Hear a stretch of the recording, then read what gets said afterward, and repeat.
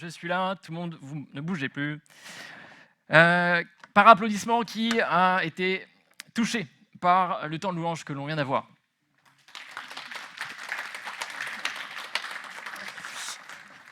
C'est une bonne manière de commencer. Merci Seigneur pour ces instants de louange. Je suis là ce matin pour poursuivre notre discussion autour d'une série qui s'intitule « Quand je prie ». L'objectif de ces différents enseignements, c'est de revenir sur la nécessité pour chacun d'entre nous d'avoir une vie de prière. Parce qu'on considère que, en tant que croyants, en tant que disciples de Jésus, nous voulons avoir une vie de prière pour être attentifs à ce que Dieu veut pour nous. Nous voulons une vie de prière pour savoir ce que Dieu veut pour notre famille, pour notre travail, pour l'ensemble des sphères de nos vies. Et qui dit prière, vous allez me l'accorder, dit stabilité, continuité. Et ça tombe bien parce que nous sommes à une époque de très haute stabilité. Les relations internationales n'ont jamais été aussi prévisibles. L'état de nos finances publiques n'a jamais été aussi constant. Et à côté de ça, les citoyens du monde que nous sommes, prenons bien le temps, en début de chaque année, de faire en sorte d'avoir la même attitude que l'année d'avant. Voilà. Qui dit stabilité, dit continuité, dit constance. Et c'est, je crois, aujourd'hui, l'enjeu de notre temps, la stabilité. Et a fortiori lorsqu'on est chrétien, a fortiori lorsqu'on cherche à avoir une vie conforme à ce que Dieu veut, et alors on a l'enjeu de notre temps qui se lie à la prière, à savoir la constance. Et il est facile d'être croyant un jour, plus difficile de l'être tous les jours. Pour celles et ceux qui ne le savent pas, la prière, c'est un outil que Dieu a institué pour que nous puissions être en relation avec lui, afin que nous puissions lui parler. Mais c'est à double sens, afin que nous puissions parler à Dieu, afin que Dieu puisse aussi nous parler. Et je crois que notre foi se manifeste par ce canal. Et à mesure que nous construisons notre foi avec Dieu, eh bien, nous chercherons à avoir cette proximité, cette relation, ces habitudes de prière avec Dieu. Je ne sais pas pour vous, mais lorsque j'ai commencé à vouloir avoir une vie conforme, en règle avec Dieu, j'ai commencé à lire des livres sur la foi, sur la prière. J'ai commencé à écouter des messages, des prédications sur la foi, sur la prière. Et ça m'a fait flipper. Alors moi, j'ai eu très très peur, parce que je ne sentais pas du tout à la hauteur des enjeux. Mais pas du tout. Parce qu'on venait me donner des indications sur le temps qu'il faudrait prier par jour pour être à peu près conforme en règle avec Dieu. Parce qu'on est venu me donner quelques indications sur les habitudes, sur une certaine hygiène de vie spirituelle. Et peut-être que vous avez vécu aussi cette étape-là de culpabilité parce que vous oubliez de prier avant de manger. Non, ça c'est tout à l'heure. Et surtout que j'avais avec moi ce fameux verset de Thessaloniciens, « Priez sans cesse ». Alors, prier sans cesse, comment ça? Prier sans cesse, sans cesse, sans cesse, ou sans cesse sur certains moments bien définis? Ça pour dire que c'est pas évident la prière, je pense. Je crois que c'est évident pour personne. Savoir comment prier, savoir quand prier, pourquoi le faire. Et je crois en plus que dans nos églises, malheureusement,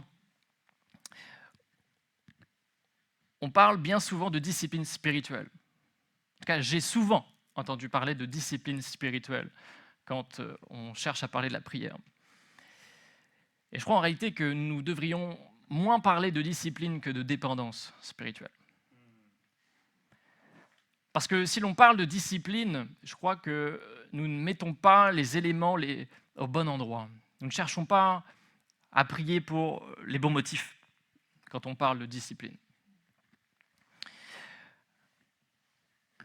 Je l'ai dit, la prière, c'est un moyen qui nous permet de nous rapprocher de Dieu, d'entendre Dieu, de nous parler, et pour nous de parler à Dieu, de s'expliquer avec lui.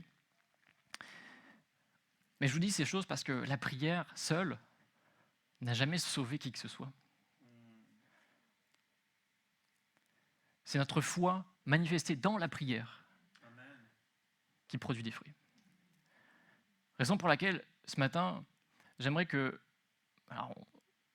puisse comprendre un petit peu plus ce qu'est la vie de prière au sens où Jésus l'entend. Je crois que Jésus cherche davantage une dépendance qu'une discipline. Parce que prier n'a jamais sauvé qui que ce soit. Mais c'est notre foi dans la prière qui va porter des fruits. Parce que on peut vite tomber dans une forme de religion. Je m'explique. Si nous considérons la prière comme ce moyen de communiquer avec Dieu, comme ce moyen d'entrer en relation avec Dieu, eh bien, la prière n'est pas une fin en soi. Ce n'est pas un acte à accomplir.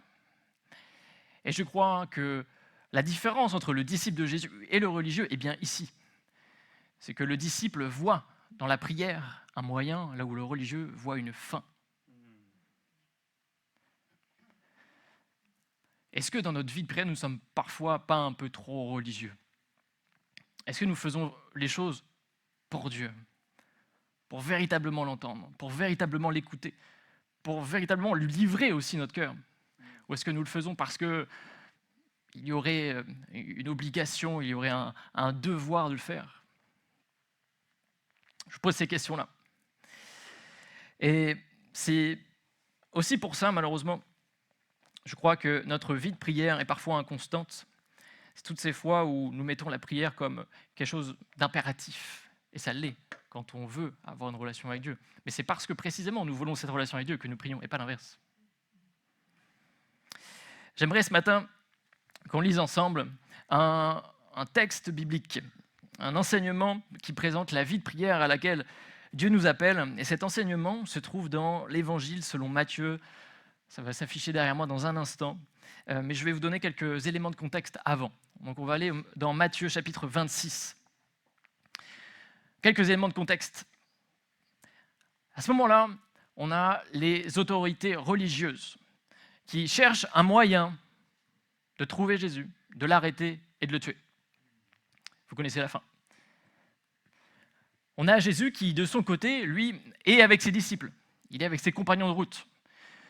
Il leur parle pendant un dernier repas, pendant une fête juive, la Pâque, pendant laquelle il explique qu'il va bientôt partir.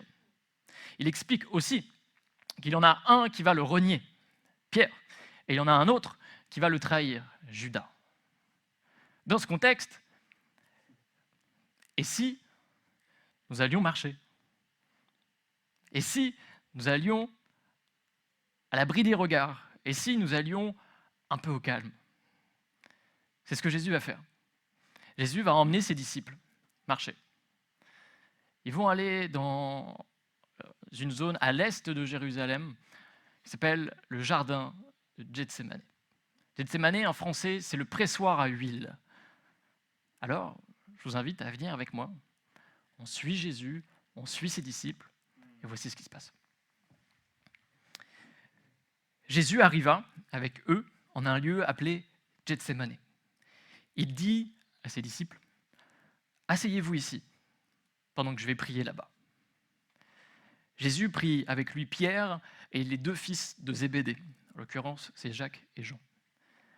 Il commença, Jésus, à être envahi d'une profonde tristesse, et l'angoisse le saisit. Alors, il leur dit, « Je suis accablé de tristesse à en mourir. Restez ici et veillez avec moi. » Puis, il fit quelques pas, se laissa tomber la face contre terre et pria ainsi, « Ô Père, si tu le veux, écarte de moi cette coupe. Toutefois, que les choses se passent non pas comme moi je le veux, mais comme toi tu le veux. » Ensuite, il revint auprès des disciples et les trouva endormis. Il dit à Pierre, « Ainsi, vous n'avez pas été capable de veiller une seule heure avec moi. Veillez et priez pour ne pas céder à la tentation. L'esprit de l'homme est plein de bonne volonté, mais la nature humaine est bien faible. » On termine ensemble, verset 42. Puis, il s'éloigna une deuxième fois, se remit à prier en disant, « Ô mon Père, s'il n'est pas possible que cette coupe me soit épargnée, s'il faut que je la boive, alors que ta volonté soit faite. » Amen. Alors que Jésus vit ses derniers instants de liberté avant d'être arrêté, avant de mourir, ce texte nous offre quelques éclairages sur le rapport de Jésus à la prière. Et je vous propose d'en reprendre 5 ce matin. D'en reprendre 5 parce qu'au fil des décennies, au fil du temps, au fil de nos habitudes, peut-être que nous perdons les raisons pour lesquelles nous prions. Nous perdons les raisons pour lesquelles nous faisons ce que nous sommes en train de faire en ce moment.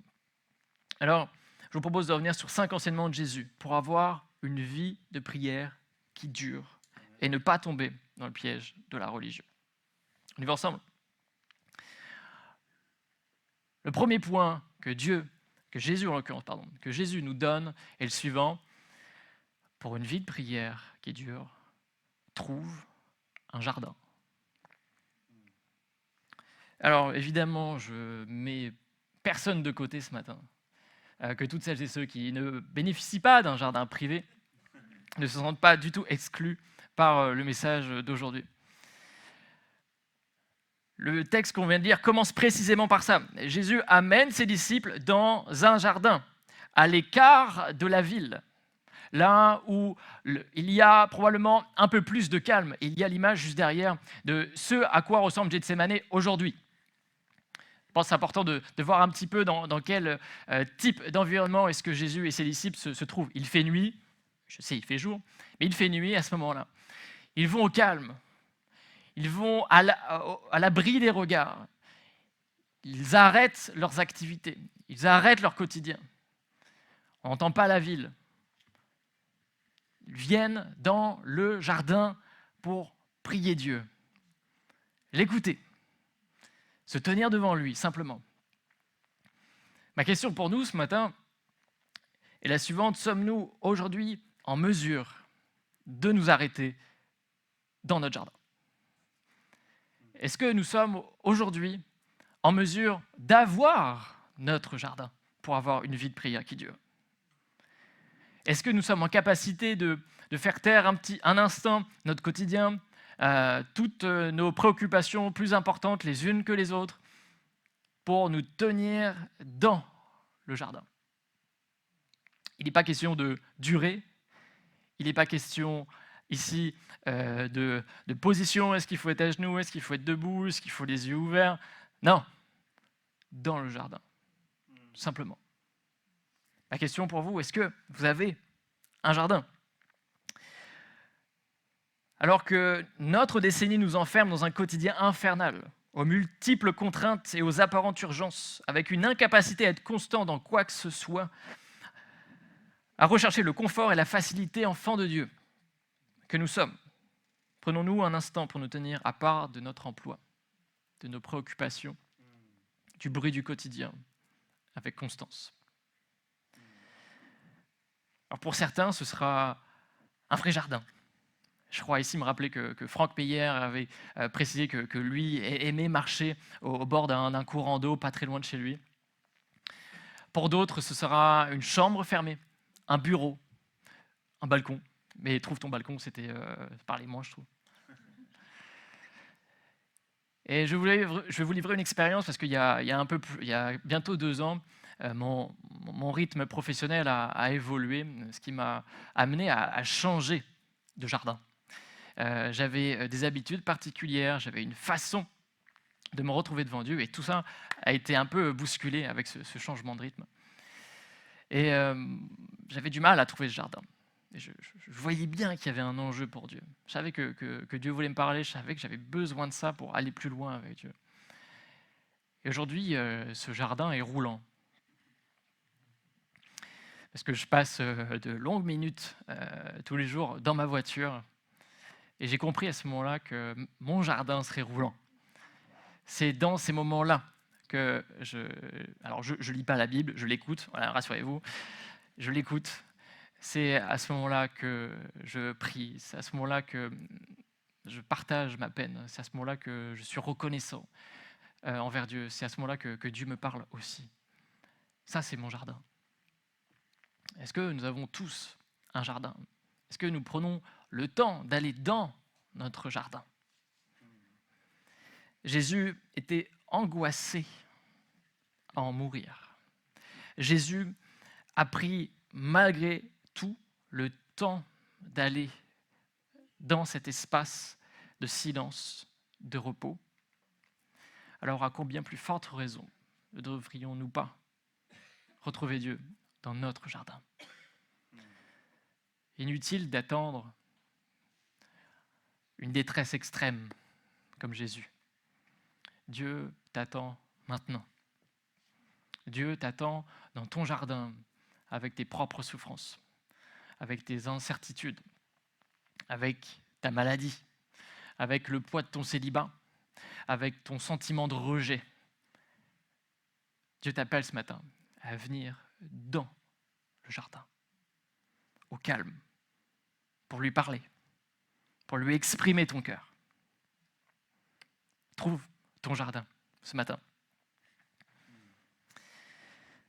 Je crois que notre connexion avec Dieu commence par nous arrêter, par nous mettre à part.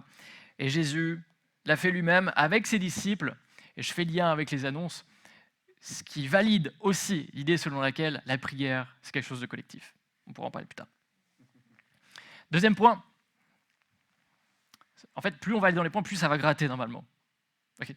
Donc le deuxième, on y va. Le deuxième, c'est ne t'arrête pas à une déception relationnelle pour une vie de prière qui dure.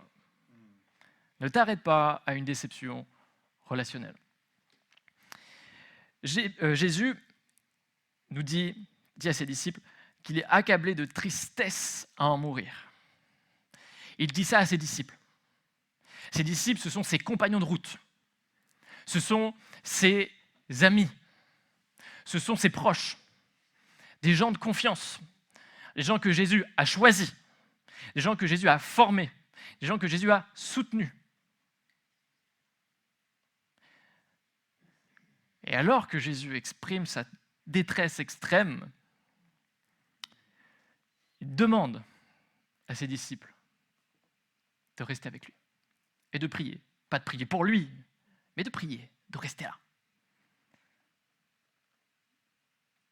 Les disciples n'ont pas vraiment répondu à ce que Jésus a demandé. Les disciples se sont endormis, littéralement endormis. Il était tard, Jésus est venu avec eux dans le jardin, il dit « Restez là, Pierre, Jacques, Jean, vous venez avec moi, vous restez là, moi je vais prier là-bas. » 3 étapes. Et quand Jésus revient, après leur avoir demandé de rester et de prier, il les trouve endormis.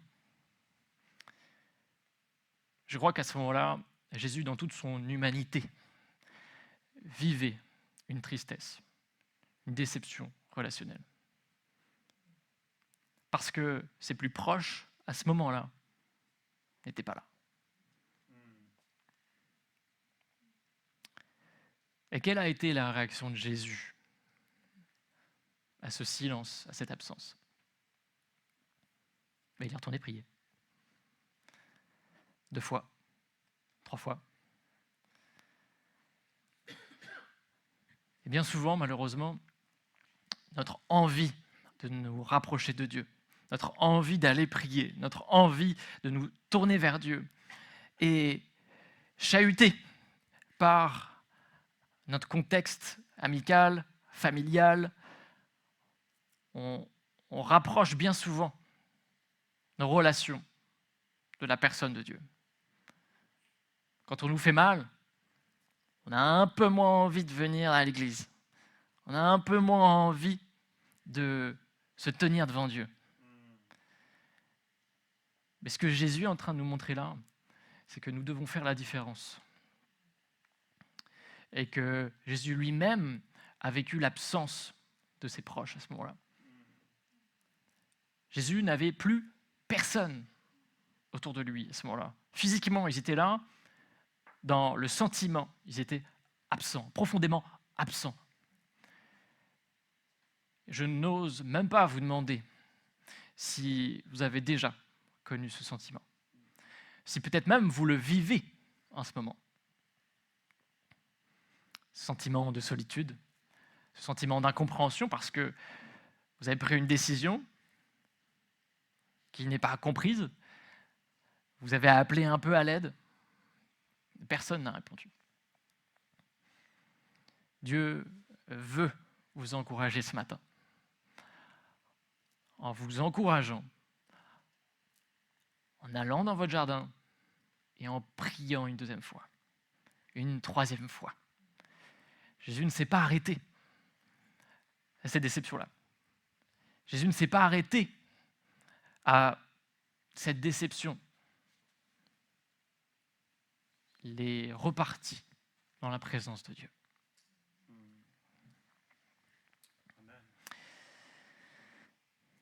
Alors que nous puissions nous encourager à rechercher la présence de Dieu, y compris dans un contexte hostile.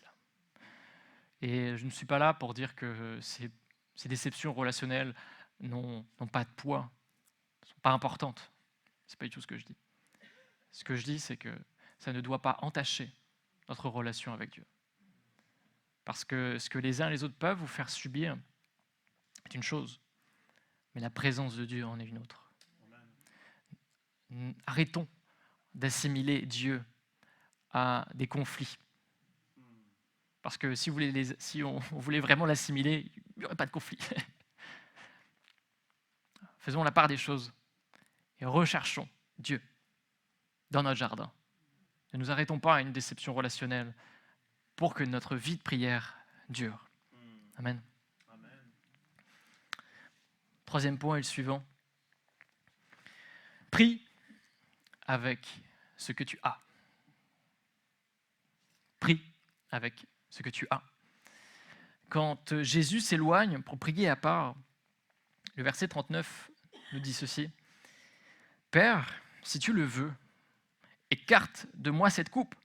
Toutefois, que les choses se passent non pas comme moi je le veux, mais comme toi tu le veux. » Et il va dire ça 3 fois à Dieu. 3 fois la même prière. 3 fois, Jésus va dire à Dieu, si possible, épargne-moi ça. L'image de la coupe, c'est ce qui va se passer derrière, c'est le sacrifice de Jésus. C'est sa mort, c'est sa crucifixion, c'est la torture qu'il va subir. Jésus est conscient de tout ça. Il en a parlé à ses disciples. Ses disciples n'ont d'ailleurs pas compris ce qui allait se passer du tout. Mais Jésus en a bien conscience. Et dans sa prière, il le partage à Dieu. Il le partage, simplement. Si tu peux enlever cette coupe, bien fais-le. Et par-dessus tout, que ce soit ta volonté qui s'accomplisse. Ce que je retiens de ça, c'est que Jésus n'est pas venu avec des mots spécifiques. Il n'est pas venu avec une formulation particulière. Il n'est pas venu avec une approche qui ferait de lui il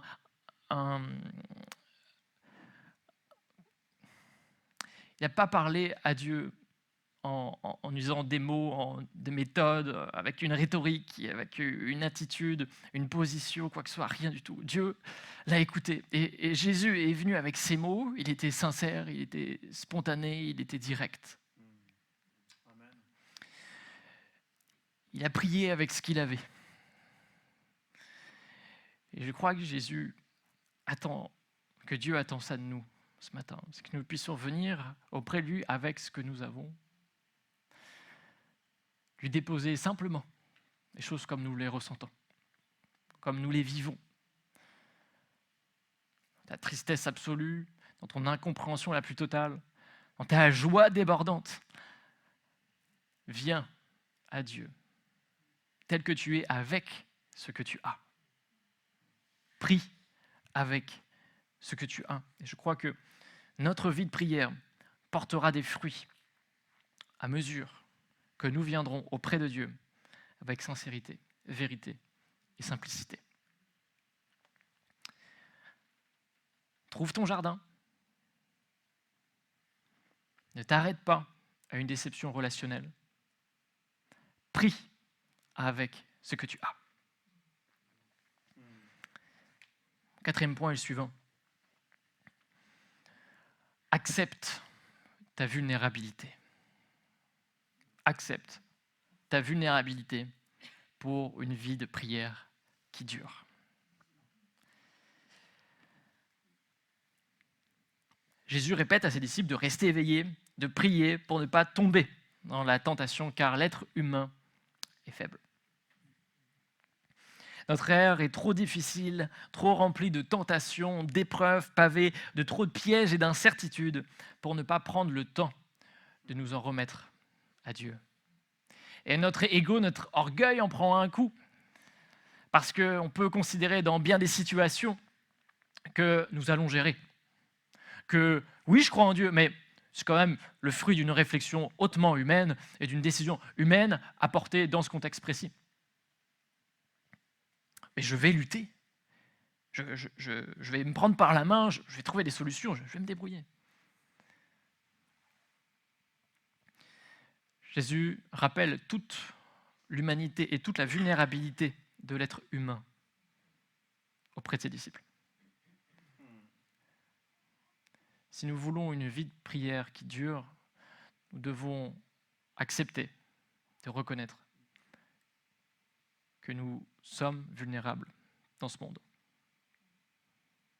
Et ça ne remet pas en cause la puissance, l'autorité qu'il y a en Dieu et dans ce qu'il nous donne à partir du moment où nous sommes auprès de lui, à partir du moment où nous donnons notre vie à Dieu.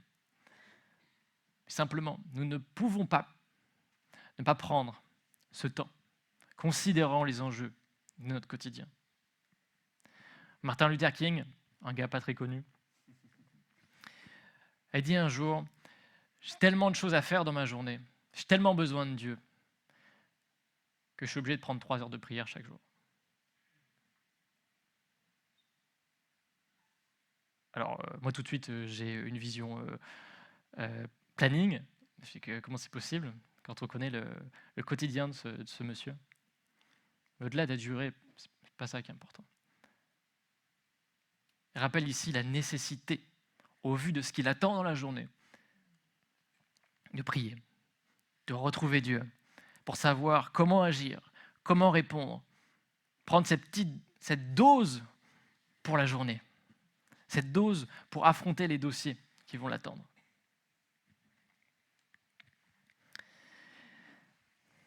Et nous avons besoin de reconnaître notre vulnérabilité. C'est pourquoi l'auteur de l'Épître aux Philippiens nous dira que la paix de Dieu nous accompagnera dans nos cœurs et nos pensées à chaque fois que nous prions.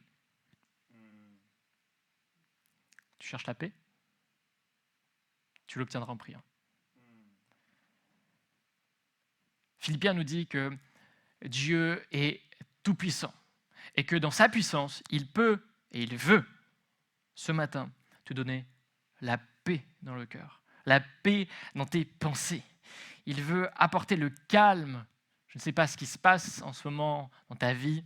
Une chose est sûre, Dieu veut apaiser tout ça. Comment? En priant. Ce n'est pas en parlant à la terre entière. C'est important d'avoir des conseillers. Ça ne remplacera jamais la paix que Dieu veut te donner. Ce n'est pas en allant faire plus de sport que ça va passer. Ce n'est pas en allant voir des amis, en faisant des choses tout à fait normales, en sortant, en se divertissant, en faisant des choses saines, que les choses vont s'arranger pour autant. Je crois que c'est important. Ça ne peut pas remplacer ce que Dieu veut faire en nous, dans nos pensées, dans notre cœur, à travers la prière. C'est parce que nous prions que Dieu alors déversera sa paix dans nos cœurs. Et pour cela, il faut accepter notre vulnérabilité. Reconnaître que nous avons besoin de Dieu. Reconnaître que nous ne pouvons pas y aller tout seuls. Et c'est à ce moment-là que les choses bougent. C'est à ce moment-là que nous sommes perçus comme des femmes, des hommes de foi. Parce qu'il y a du grabuge, il y a des choses qui se passent vous êtes reconnu, vous êtes vu, vous êtes perçu comme tel. La prière doit nous occuper parce qu'elle nous protège. Elle est ce bouclier pour lutter. Et parfois, nos défis demeurent précisément parce que nous ne prenons pas la peine suffisante de les prier. Nous avons beaucoup de sujets qui nous préoccupent. Moi, le premier.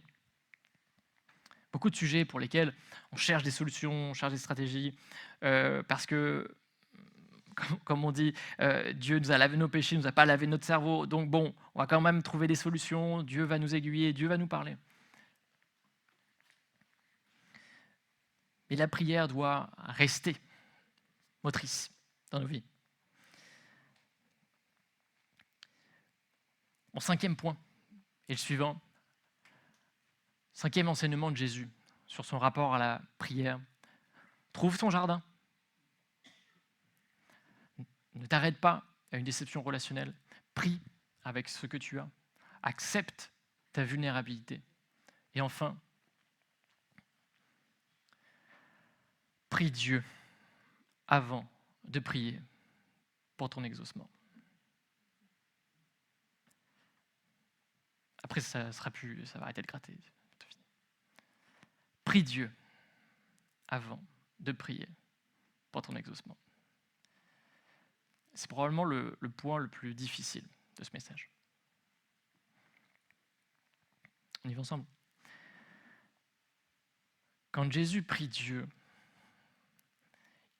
on l'a vu ensemble, il a partagé son cœur. Il a dit qu'il ne voulait pas prendre cette coupe. Pour autant, il a dit, Dieu, que ta volonté soit faite. Fais ce que tu as à faire. Il est arrivé devant Dieu pour exprimer son cœur, rechercher sa volonté. Je crois que bien souvent, dans nos vies,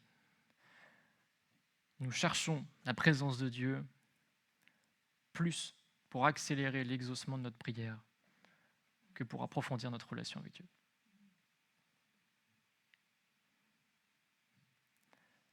Je crois que parfois, nous nous adressons à Dieu d'abord pour ce qu'il peut faire que pour qui il est. Et qu'on soit bien clair, ce matin, je ne remets absolument pas en cause la capacité de Dieu à intervenir dans nos vies. Il est tout-puissant. Pour autant, je crois que parfois, le retard dans nos exaucements peut être justifié par ce mauvais motif d'entrer dans la présence de Dieu. Est-ce que nous prions Dieu avant de prier celui qui exauce les prières?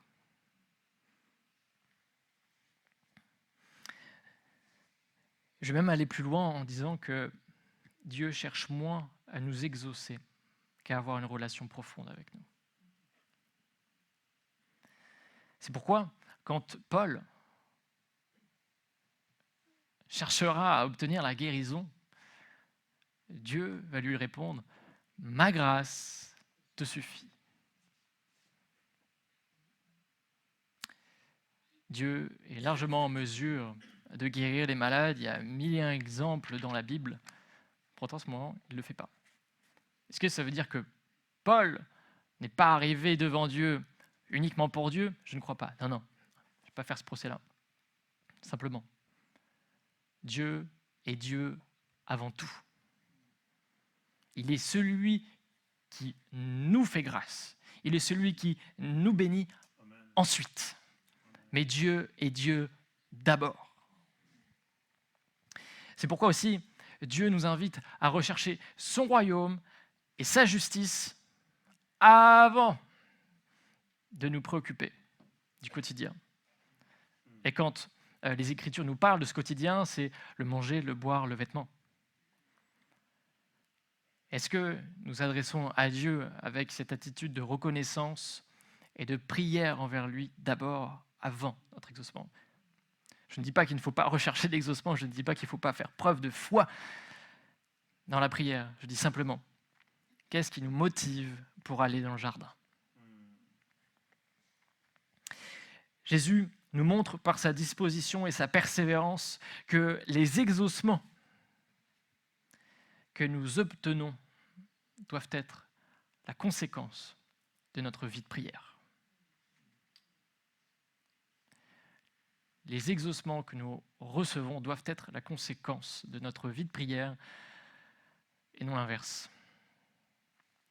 On ne peut pas bâtir notre vie de prière sur des exaucements. Parce que si Dieu venait à ne pas répondre ou à retarder son exaucement, est-ce que nous continuerons de venir dans le jardin? Est-ce que nous continuerons de venir auprès de lui? Est-ce que nous continuerons de rechercher sa face? Est-ce que nous continuerons d'espérer en lui?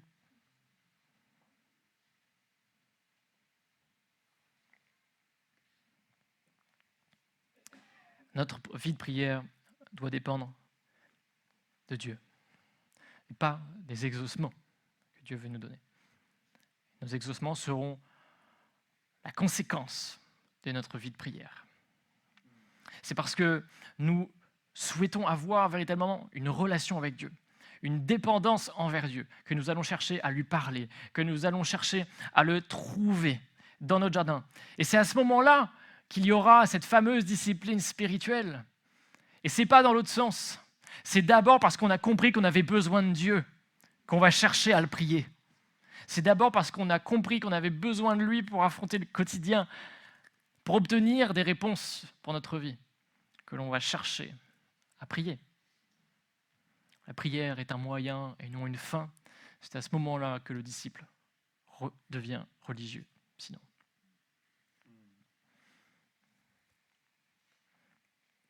Alors que je m'apprête à conclure, j'aimerais lire un dernier passage qui se trouve à la suite de ce qu'on lisait tout à l'heure,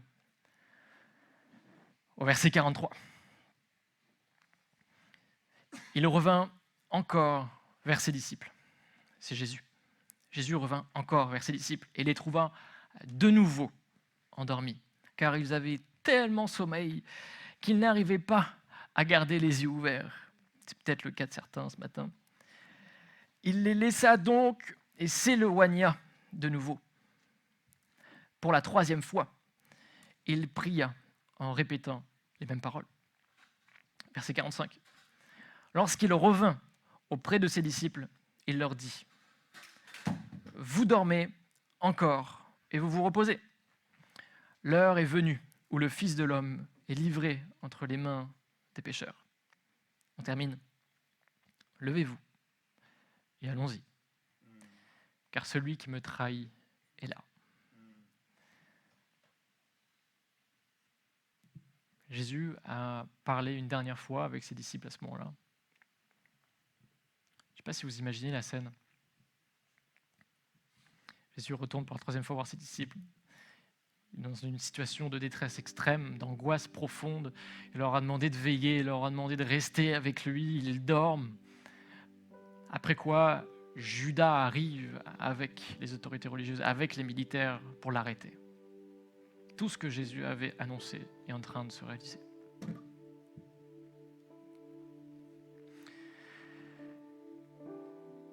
C'est la suite de la prière de Jésus. Et je suis obligé de l'annoncer ce matin. Je suis obligé de me sentir concerné par les disciples. De la même façon que Jésus est venu par 3 fois voir ses disciples, voir s'ils veillaient, voir s'ils priaient. Que Jésus ferait-il de nous?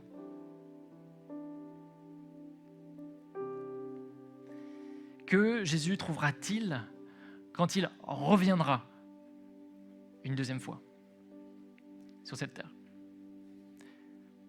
Est-ce qu'il trouvera des disciples officiels mais qui le trompent en privé? Est-ce qu'il trouvera des disciples en train de dormir? Ou est-ce qu'il trouvera des disciples qui veillent, qui prient pour connaître la volonté du Père, pour sa vie, pour ne pas céder à la tentation? Je Je me pose la question ce matin.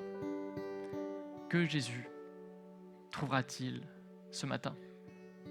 Je ne parle même pas de son retour, je parle de ce matin. Qu'est-ce que Jésus trouverait-il?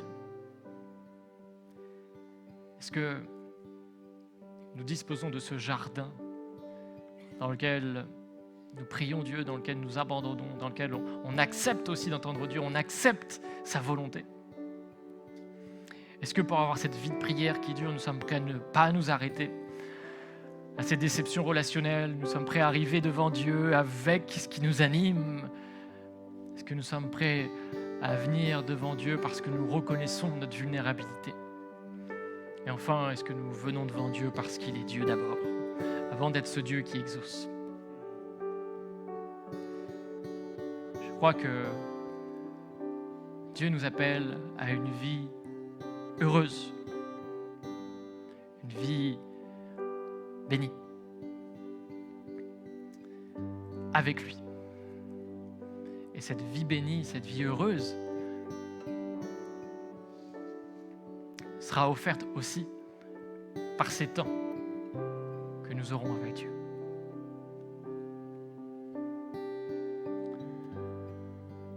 J'invite chacun à se tenir debout. On va terminer ensemble.